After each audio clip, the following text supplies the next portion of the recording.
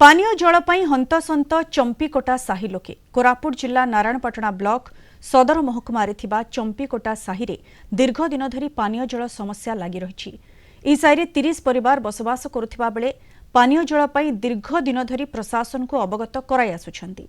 जिलापालक अभियोग शुणाणी रे मध्य अनेक थर लिखित भाबे दैछंती, तथापि सुफल मिलु नाही।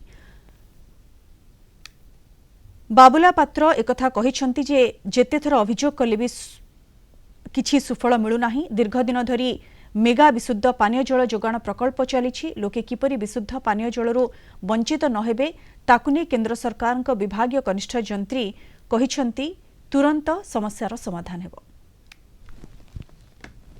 कोठिर पानी बोले एठी पाइप पानी आनी ना खाउछे। पाइप पानी केबे आसुची केबे नाही।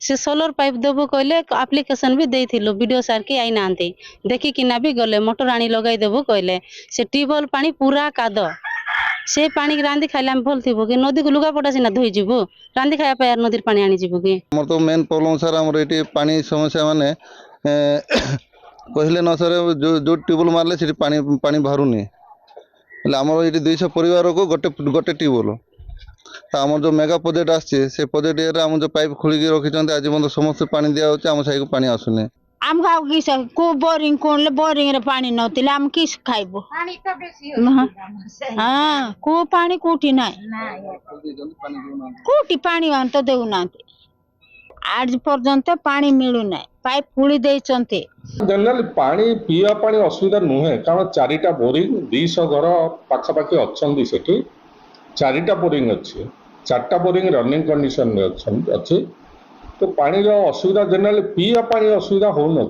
अलग पानी जब बाहर नित्यकर्म पानी जब किसी असुविधा हो पारे।